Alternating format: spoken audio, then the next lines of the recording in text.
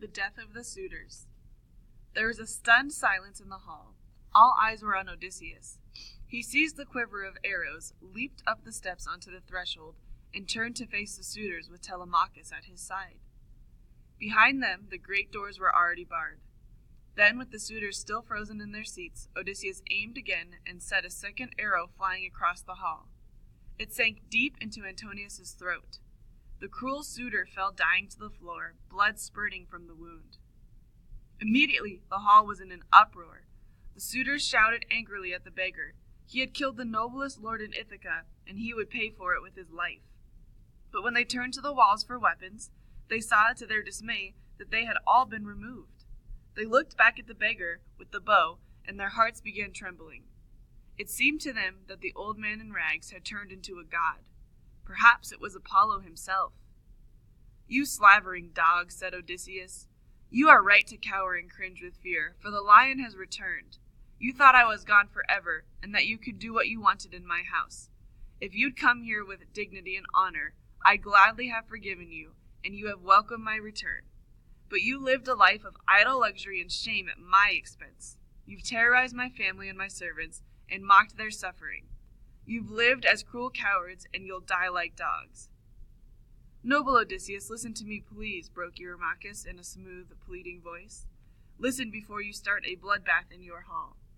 It's true that we've behaved badly here, and done things we all regret. But what can you expect from a high-spirited young men? Remember that you were once young yourself.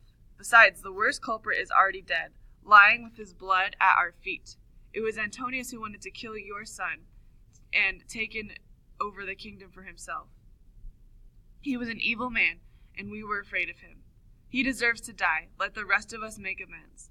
We'll repay double what we've taken here." Odysseus let out a bitter laugh. "Eurymachus, even if you gave me everything you have, that wouldn't be enough. You're a liar and a thief like the dead dog at your feet, and neither you nor anyone else will leave this hall alive." When he heard these words, Eurymachus realized that they would have to fight their way out. Now, instead of pleading, he snarled back at Odysseus. "Arrogant fool, you don't stand a chance. There are more than 100 of us here, and we have followers all over your city.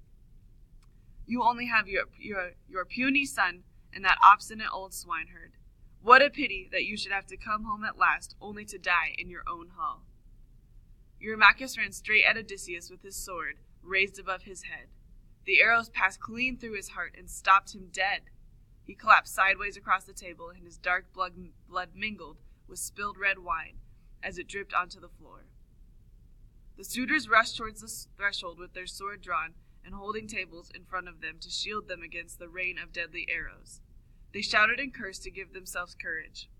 But Odysseus and his son stood firm with Athena watching over them. The goddess made sure that every arrow hit its mark and gave Telemachus extra strength as he held the suitors off with his spear and sword. When the arrows had run out, father and son stood side by side and cut a swath through the suitors, whose corpse piled up on the marble floor.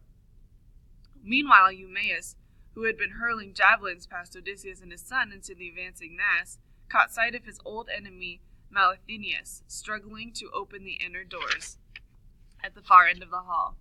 With a fierce cry, he dashed toward him and drove a spear through his body and deep into the door beyond. The goatherd withered with a harpoon like a harpoon fish, and Eumaeus left him there to die slowly while the suitors, who could not save him now, were slaughtered before his eyes. It did not last long. Athena was with them, and no one could resist. Father and son rested on their sword and paused for breath. More than 100 corpses lay around them. Odysseus was covered from head to foot in blood and gore. He looked around him and caught sight of 2 figures crouched beneath one of the tables, partly concealed by the pile of bodies. So 2 of the cowardly suitors thought that they could escape his vengeance. He went toward them, sword raised, ready to finish his bloody task. A feeble figure crawled out from under the table and clasped him by the knee. It was Phemius, the bard. Once Odysseus had loved this man for his music and song, but now he was ready to kill him, for he had found him with the suitors. As he raised the blood-stained sword above his head, Telemachus grasped him by the arm. "No, father, spare him. I'd sooner you killed me first. He's as innocent as the hills and trees. When the suitors came, he wanted to leave rather than sing for them. It was I who persuaded him to stay. I told him that one day you'd surely return, and that they should be here to welcome you with his song." While Telemachus spoke, the other figure emerged and knelt before him. It was Mendon, the page. "Get up, Mendon, you have nothing to fear. My father is vengeful, but he's also fair.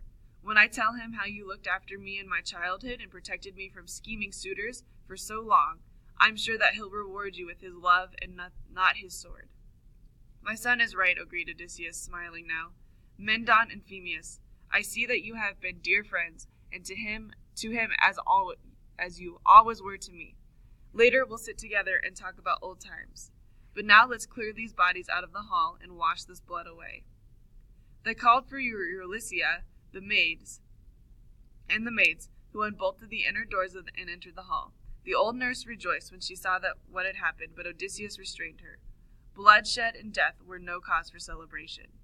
The maids were sickened by the carnage that met their eyes. Some wept bitter tears, for the men who had become their lovers lay among the dead. It took them a long time to empty the hall. Odysseus was anxious to conceal what had happened until he had time to prepare the situation, for many of the suitors had families and friends in the city. They carried the bodies through a side door into the rear courtyard, where Mendon and Eumaeus burned them on a fire. The smell of burning flesh would cause no comment on a great feast day, when the city air was heavy with the smell of sacrificial fires.